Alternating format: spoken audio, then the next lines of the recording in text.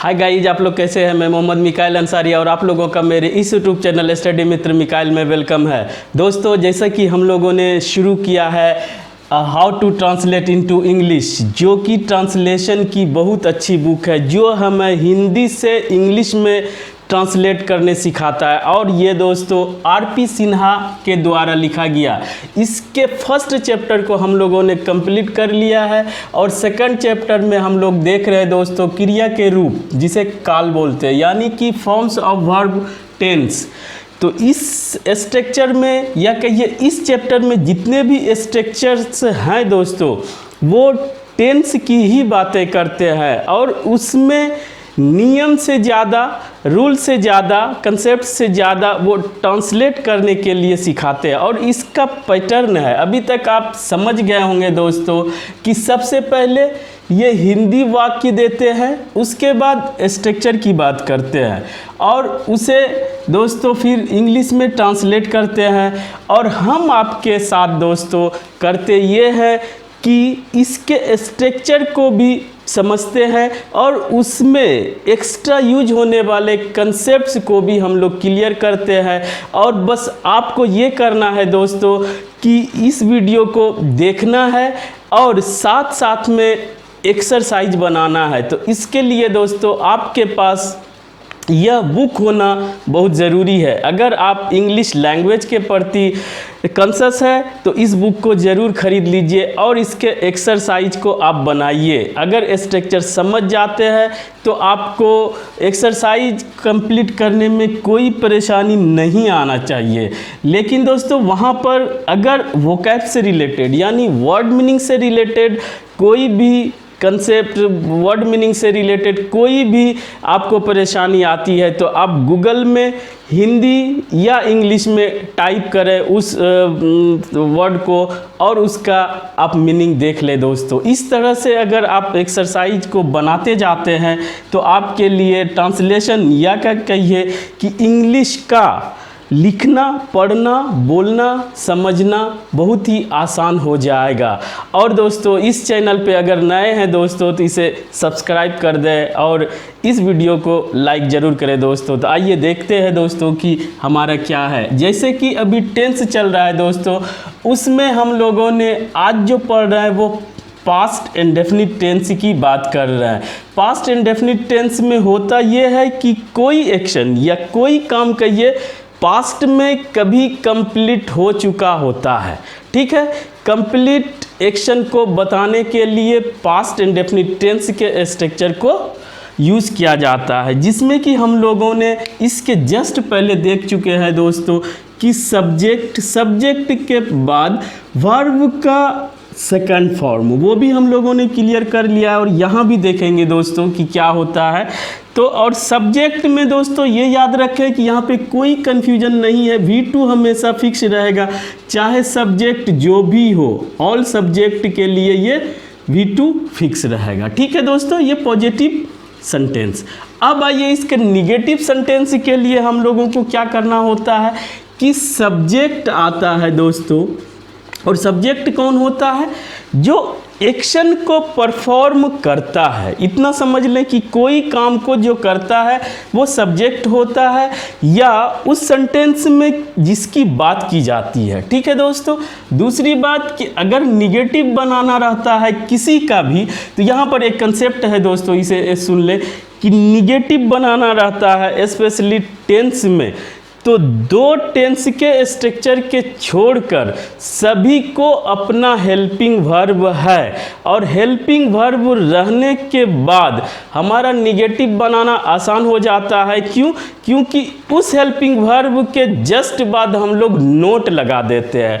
लेकिन पॉजिटिव जो स्ट्रक्चर होता है दोस्तों, एक प्रेजेंट इंडेफिनिट टेंस और जो अभी हम लोग पढ़ रहे हैं पास्ट इंडेफिनिट टेंस, जिसमें से कोई भी हेल्पिंग वर्ब नहीं होता है।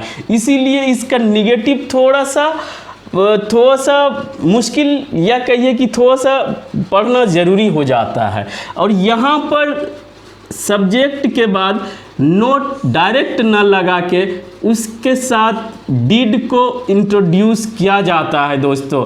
और डिड क्या होता है अभी हम तुरंत देखेंगे।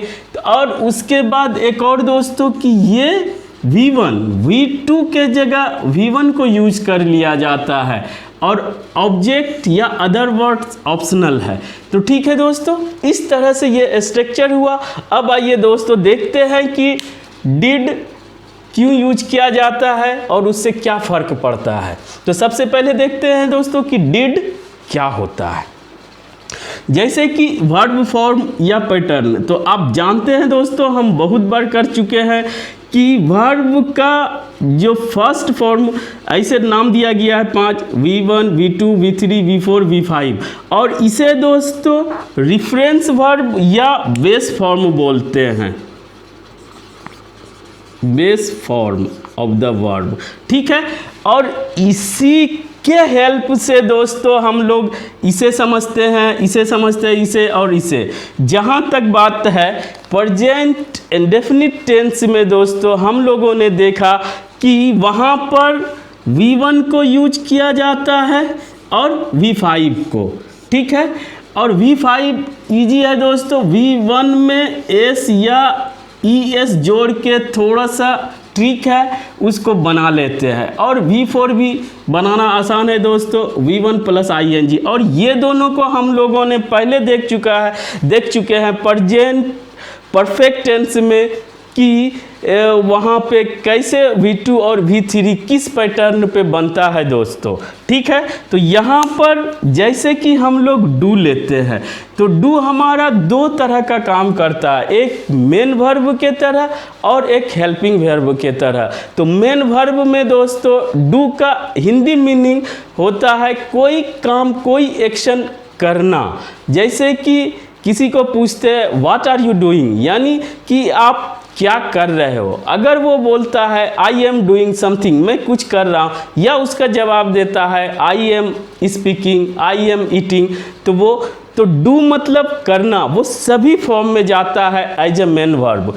लेकिन यहाँ पर प्रेजेंट इंडेफिनिट टेंस के साथ साथ दोस्तों पास्ट इंडेफिनिट के निगेटिव बनाने के लिए, निगेटिव सेंटेंस बनाने के लिए दोस्तों वहाँ पर इसका सेकंड फॉर्म डिड को यूज़ कर लिया जाता है। और ये समझ लें दोस्तों कि इस डिड का कोई मीनिंग नहीं होता है, यह सिर्फ हेल्पिंग वर्ब के तरह नोट के सपोर्ट के लिए आता है। समझ गए दोस्तों, ये निगेटिव सेंटेंस में ही यूज होता है और ये नोट हेल्पिंग वर्ब नहीं होने के वजह से डिड को इंट्रोड्यूस किया जाता है और डिड का कोई भी मीनिंग नहीं होता है। और इसके साथ समझ लें कि पॉजिटिव सेंटेंस में V2 यूज होता है जो फिक्स रहता है, और निगेटिव सेंटेंस में दोस्तों चूँकि डिड सेकंड फॉर्म यूज कर लिया जाता है, इसीलिए यहाँ पर V2 यूज नहीं होगा, हमेशा V1 यूज होगा। तो समझ गए दोस्तों, डिड को सिर्फ इंट्रोड्यूस किया गया है नोट के सपोर्ट के लिए और इसका अपना कोई मीनिंग नहीं होता है। और ये डू का सेकंड फॉर्म है दोस्तों, इसीलिए यहाँ पर इसको V2 न यूज करके हमेशा V1 रहेगा। ठीक है दोस्तों, अब आइए इसके सेंटेंस को देखते हैं। अगर इतना इसके स्ट्रक्चर को समझ गए हैं दोस्तों, तो उसने नहीं लिखा, पहले क्या था दोस्तों, उसने लिखा। अब क्या है, उसने नहीं लिखा, वह नहीं आई, मैंने नहीं खाया, तुमने नहीं सुना। तो इसका कैसे बनाएंगे, उसने का ही दोस्तों बहुत कर चुके हैं तो जान गए होंगे, और डिड लगा दिए, नोट लगा दिए, ये अलग अलग वर्ड लगा दिए दोस्तों। और लिखना का राइट इसे V1 ही रखेंगे हमेशा के लिए। तो इसका क्या मतलब हुआ, उसने नहीं लिखा, he did not right. Very simple दोस्तों, इसे आप भी प्रैक्टिस करके देखें, आपके लिए भी आसान हो जाएगा। दूसरा दोस्तों, वह नहीं आई, यहाँ से पता चल रहा है ये फीमेल की बात की जा रही है इसमें, तो शी फीमेल के लिए और डिड नोट को दोस्तों शॉर्ट फॉर्म या कहिए कॉन्ट्रैक्शन के लिए दोनों को एक बना दिया जाता है और इसको पढ़ा जाता है डिडंट या डिंट। आप दोनों साउंड निकाल सकते हैं, डिड और नोट। इसको दोस्तों शॉर्ट कर दिया जाता है डिडंट, और आप इसे डिडंट पढ़े या डिंट पढ़े, ठीक है। अब ये भी समझ गए कि इसका शॉर्ट फॉर्म डिडंट होता है। इसी तरह से दोस्तों मैंने नहीं खाया, आई डिडंट ईट, खाने का ईट या हैव या टेक, ठीक है दोस्तों, ये V1 रहेगा हमेशा। और यहाँ पे शी डिडंट कम, ये V1। और तुमने नहीं सुना, सुनने का दोस्तों हेयर V1 रहेगा, और या तो डिड नॉट लिखे या डिडंट लिखे दोस्तों। इस तरह से आप अगर कोई एक्शन पास्ट में नहीं हुआ है, करना था और आप बोलना चाह रहे हैं, तो आप पास्ट इंडेफिनिट टेंस के निगेटिव स्ट्रक्चर से बना सकते हैं, जिसमें दोस्तों कि सब्जेक्ट के बाद डिड नोट यूज कर लिया जाता है और हम वर्ब हमेशा फर्स्ट फॉर्म में रहता है।